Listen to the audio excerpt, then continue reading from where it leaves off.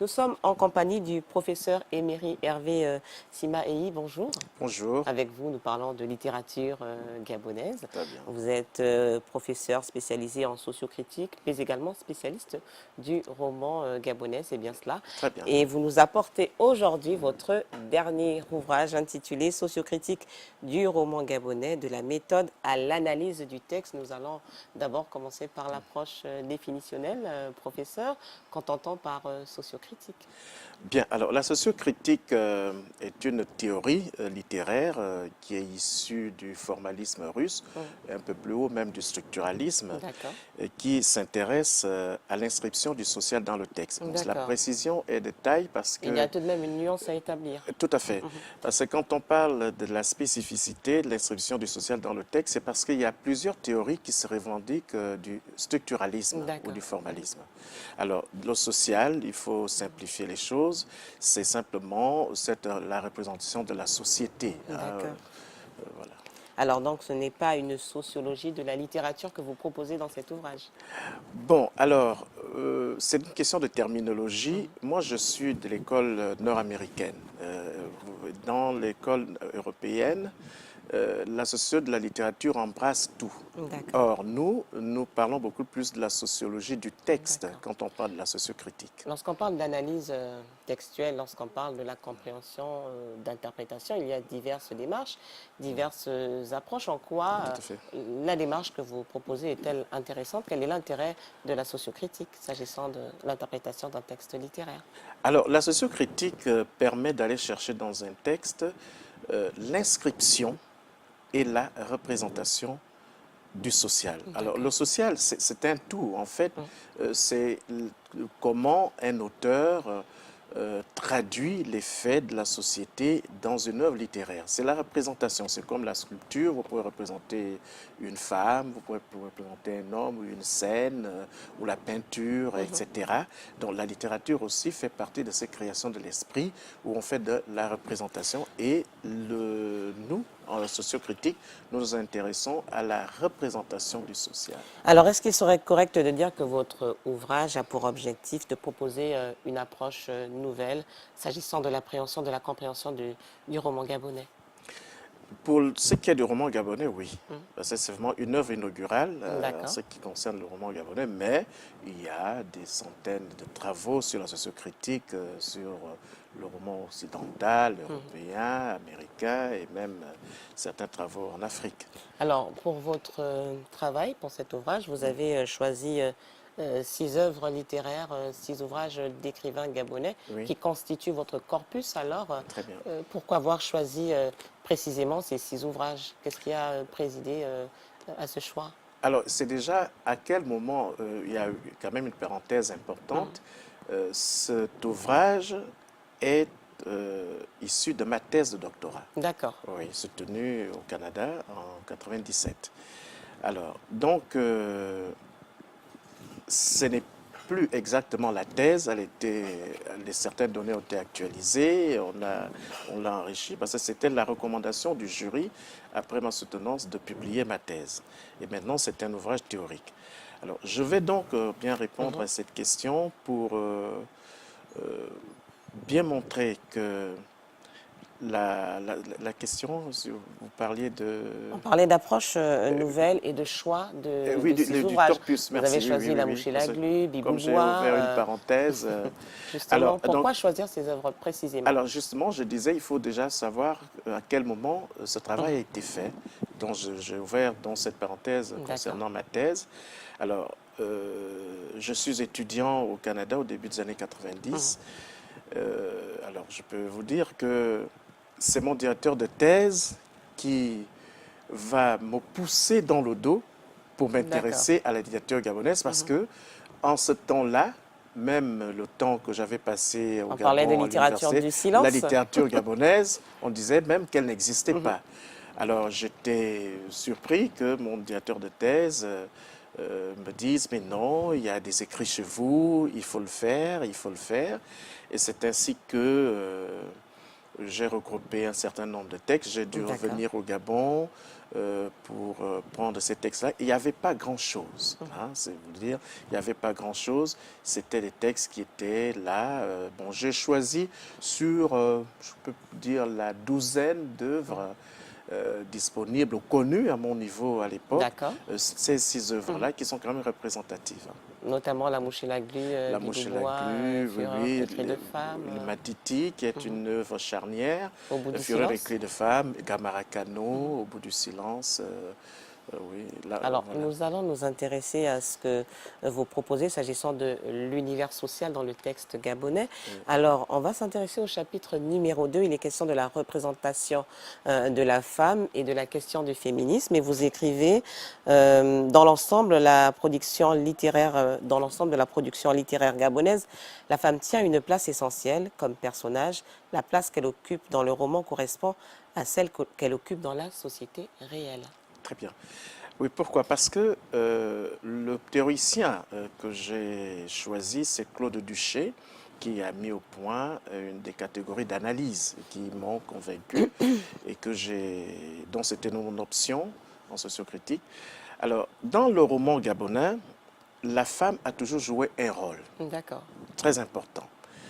Nous commençons, par exemple, avec Angèle Rayuri. Dans Gamarakano, hein, il y a la place de la femme qui est très importante, plus sa dernière œuvre, Fureur écrit de femme, avec le personnage d'Emilienne qui joue vraiment, qui est une figure de proue dans ce roman. Vous avez des œuvres où la femme n'est pas très minorée, comme La mouche et la glu avec Nyota. Bon, dans les Matiti qui ouvrent le roman gabonais à l'univers urbain, la femme n'est pas vraiment très en vue, mais vous voyez qu'après 92, la femme va de plus en plus prendre une place importante avec l'œuvre fondatrice Ongu Honorine, Féminin interdit, hein, qui montre que... Une femme forte. Oui, voilà, Dzibayo, hein, qui est une figure très importante féminine dans cette œuvre littéraire. Il serait correct de dire, s'agissant de la femme dans la littérature gabonaise, à travers le corpus que vous avez choisi, qu'il est question de plusieurs images de la femme, en l'occurrence, en définitive. Voilà, c'est des images plurielles. Et je tiens à faire le distinguo dans mon livre sur les acceptions. Parce que le féminisme est un courant en Europe et en France particulièrement, puisque nous sommes abreuvés un peu de la culture française. Il y avait dans les positions opposées, celle d'Elisabeth Badinter et celle de Simone de Beauvoir. Simone de Beauvoir a prôné une femme égale à l'homme, hein, c'est-à-dire qu'une femme qu'on verra en train de piloter un avion, chef de famille, c'est des caricatures certes. Par contre, Simone de Beauvoir partait de la femme au foyer, mais qui peut également jouer un rôle. D'accord. Alors, or, dans la représentation de la société gabonaise, je reviens à votre première question sur le corpus. Ces images qui seraient des images plurielles de la femme? Voilà, c'est-à-dire que il faut regarder également que ces œuvres-là, depuis aux Otumba en 71, Histoire d'un enfant trouvé, quand je parle de les Matiti, c'est parce que c'est la première œuvre gabonaise qui s'ouvre véritablement dans l'univers urbain. Mais vous verrez que si vous prenez La mouche et la glu, vous êtes dans l'univers Mbéré, dans le Haut-Ogooué. Vous prenez Gamarakano, Fureur écrit de femme, Au bout du silence, vous êtes dans l'univers Miennet. Véritablement un fort ancrage culturel. Ancrage culturel. Vous prenez Biboubois, vous êtes dans l'univers Fan. En fait, c'est des œuvres qui ont cet ancrage culturel issu de l'univers premier de leurs auteurs. Alors donc, plus on est là-dedans, vous verrez que la femme ne peut pas être l'européenne. D'accord. Hein, voyez-vous. Donc ce sera la femme au village, ce sera la femme instruite, un peu comme Emilienne, etc. Donc c'est à géométrie variable, si on peut dire. Celle qui a des idées à défendre, telles que Nyota dans La mouche et la glu. Oui, voilà, dans La mouche et la glu. Alors, donc vous avez ces images plurielles de la femme, ce qui n'est pas véritablement le féminisme au sens occidental du terme. Alors, vous abordez également la question de l'oralité, mais ce que l'on peut dire des auteurs gabonais, c'est qu'il y a une forte influence de l'environnement culturel. Cela transparaît s'agissant de leur production littéraire. Tout à fait. Surtout cette génération d'écrivains, je précise. Hein. Vous prenez l'histoire d'un enfant trouvé, vous êtes dans l'univers Kota, et nécessairement vous allez y retrouver des contes, etc. Alors dans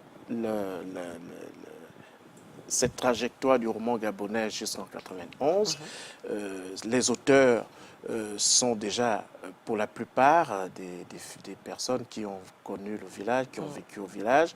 Et dans leurs écrits, il y a cette transposition, il y a cette volonté de représenter l'univers villageois et nécessairement se laisse glisser ces éléments qui relèvent de l'oralité, les proverbes, les cantiques, les comptines, Nous les avons chansons, véritablement etc. abordé la question de l'oralité. C'est ce qui fait la particularité de la littérature africaine en général et gabonaise de façon spécifique. L'oralité qui transparaît dans le texte. Est-ce que vous pouvez nous en dire un peu plus? Oui, parce que bon, la théorie sociocritique a été appliquée en premier sur le roman français à la Balzac. Hein, le bourgeois, etc., tous les textes classiques français que nous connaissons. Mais quand on ouvre le roman gabonais, on a affaire, dans une certaine mesure, à une autre représentation du social. Alors, nous prendrons par exemple le cas de Au bout du silence de Laurent Owondo. Si vous donnez cet ouvrage à un Uruguayen qui est francophile et qui il va apprécier, il tombera par exemple sur l'ocre et le kaolin. Bon, Des peut-être par éléments curiosité. symboliques qu'il ne pourrait Voilà, certainement pas comprendre. Voilà, qui ne peut pas dénoter. Alors, donc, cela, pour le lecteur gabonais, particulièrement le lecteur miennais, cela renvoie à un tout autre univers initiatique, etc. Voyez-vous. Alors, donc, ce sont ces éléments qu'on trouve transposés dans le roman gabonais et qui vont faire sa spécificité par rapport à l'univers qui est représenté. Finalement, s'agissant de ces symboles, il y a véritablement l'implicite qui se donne à voir, le non-dit, qui transparaît à travers ces éléments relatifs à l'oralité. Vous avez trouvé le mot, exactement. Parce qu'il y a l'implicite, il y a le non-dit. Voilà. Parce que, vous savez, le mot a une charge idéologique. Si je dis pasteur, ça renvoie à une figure, mais c'est insignifiant, voyez-vous. Alors donc, quand on a kaolin, ocre, ou alors dans d'autres ouvrages, par exemple dans Bibobois de Ferdinand Loko, où on a plein d'éléments, c'est référent même aux vêtements, etc. Alors donc, le lecteur qui est issu de la même culture que l'auteur verra autre chose qu'un lecteur ordinaire ne verra pas. Donc, il y a ces charges idéologiques qui sont derrière les représentations qu'on trouve dans le roman gabonais. D'où l'intérêt de la démarche que vous proposez. Nous allons malheureusement arriver au terme de cet entretien. Que retenir de cet ouvrage? Quel est l'intérêt de cette démarche que vous proposez s'agissant de l'interprétation de l'œuvre gabonaise? Bien, alors, l'outil sociocritique, lorsque je l'ai choisi, m'a permis, un peu comme un chirurgien, d'ouvrir l'œuvre du Autopsie du roman gabonais, on pourrait se permettre de le dire. Oui, si on peut le dire, pour aller rendre sonore les silences qu'on y retrouve. Et c'est une démarche très intéressante qui permet justement de donner à l'implicite une dimension explicite. Hein, c'est un peu savant, mais c'est exactement cela. Rendre les silences du texte sonore. Alors, donc, l'autre élément très intéressant, c'est d'avoir montré les limites de la théorie du théoricien Claude Duchet, qui a travaillé, qui a appliqué sa théorie sur l'œuvre, le roman français à la Balzac. Et moi, j'ai montré que cette théorie, telle que appliquée dans le roman à la Balzac, ne peut pas s'appliquer exactement de la même façon dans le roman africain, particulièrement le roman gabonais. Donc, c'est l'oralité qui permet donc d'aboutir à cette conclusion que la sociocritique a ses limites, mais elle peut également être enrichie lorsqu'elle est appliquée au roman africain. Alors cet ouvrage est-il disponible? Y a-t-il un contact pour toutes les personnes Bon, qui désireraient s'imprégner de cette approche que vous proposez s'agissant de la oui, sociocritique? alors l'ouvrage est sorti il y a 2 ans. Il y a 2 ans. J'étais en France il n'y a pas très longtemps pour une conférence à l'université Paul Valéry à Montpellier. Je n'ai pas pu aller chez l'éditeur à l'Harmattan à Paris. Je sais que je suis très attendu là-bas, mais il y a quand même une librairie qui en vend, Madame Gou, la librairie qui Du est savoir. du savoir à Zérion, qui a pu amener quelques exemplaires. Je crois qu'il y en a encore, mais je crois que d'ici là, nous pourrons avoir à foison ce roman, enfin cet essai dans les rayons des librairies que nous avons.